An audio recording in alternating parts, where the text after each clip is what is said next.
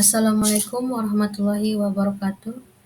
Perkenalkan, nama saya Rabiatul Adawiyah dengan NIM 241080804044. Di sini saya akan mempresentasikan tugas UTS saya, yaitu saya mengambil materi laju pertumbuhan penduduk sebagai penerapan dari deret ukur. Pertama-tama kita harus mengetahui tentang deret ukur terlebih dahulu. Deret adalah jajaran bilangan yang tersusun dengan pola perubahan yang teratur. Jadi, bilangan-bilangan tertentu disusun dengan pola perubahan yang teratur. Bisa jadi polanya itu pertambahan, pengurangan, pengkalian, atau pembagian.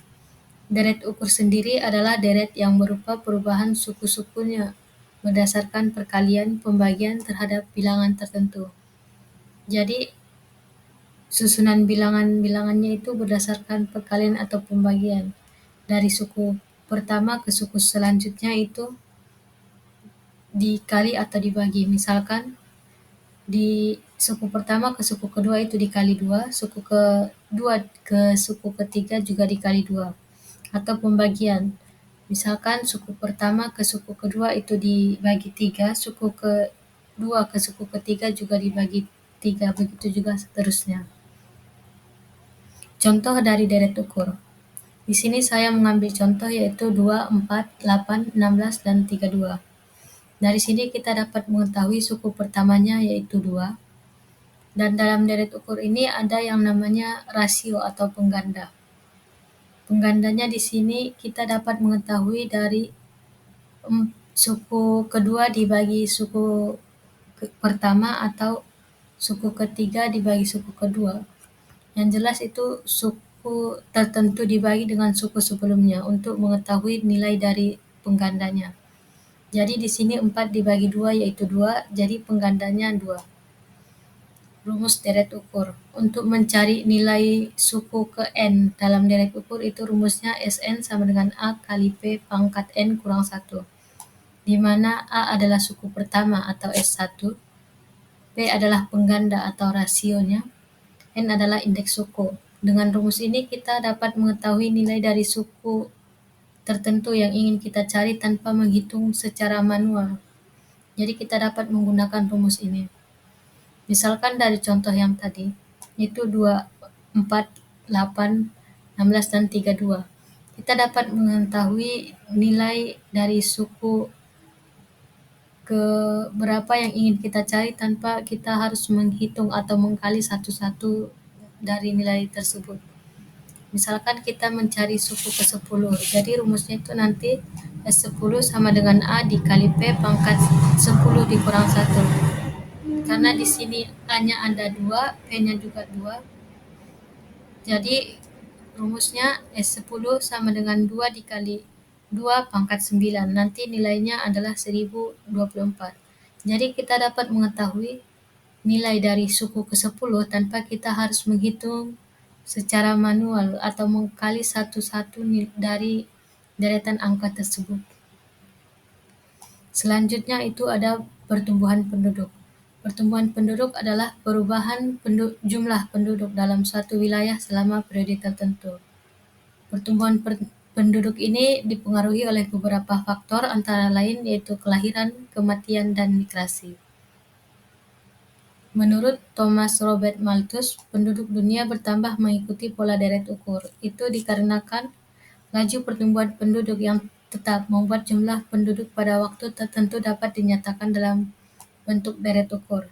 Jadi, laju pertumbuhan yang bersifat konstan atau tetap ini membentuk pertumbuhan penduduk pada tahun ke tahun itu sesuai dengan deret ukur. Jadi susunannya itu terpola dengan teratur.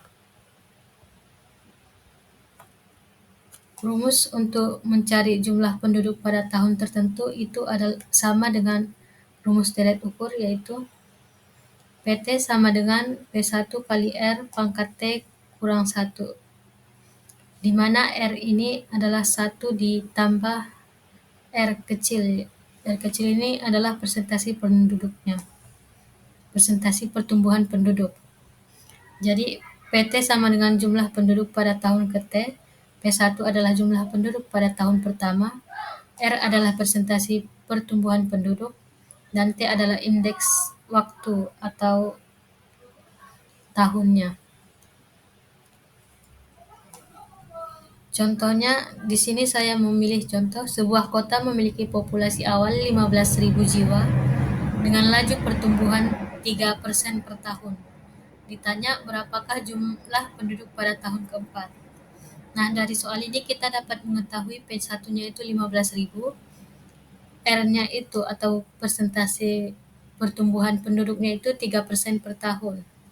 Jadi kita dapat memasukkan ke dalam rumus PT sama dengan P1 dikali R pangkat T kurang 1. Jadi P4 sama dengan P1 dikali 1 tambah R pangkat 4 kurang 1, yaitu 15.000 dikali 1 tambah 0,03 pangkat 3. Hasilnya 16.350 jiwa. Kesimpulannya, pertumbuhan penduduk ini kita perlu pahami untuk mengetahui laju pertumbuhan penduduk sebagai penerapan dari deret ukur. Jadi ini penting sebagai untuk membantu kita dalam hal ini dapat membuat keputusan yang lebih baik dalam hal kebijakan, perwenangan, perencanaan, dan pengelolaan sumber daya. Jadi pertumbuhan penduduk ini kita perlu pelajari untuk mengambil keputusan-keputusan dalam hal sumber daya dengan mengetahui jumlah pertumbuhan penduduk, dan kita dapat memperkirakan jumlah penduduk pada tahun tertentu akan mempermudah kita dalam mengambil keputusan untuk mengelola sumber daya. Sekian presentasi dari saya. Apabila ada kata yang salah, mohon dimaafkan. Assalamualaikum warahmatullahi wabarakatuh.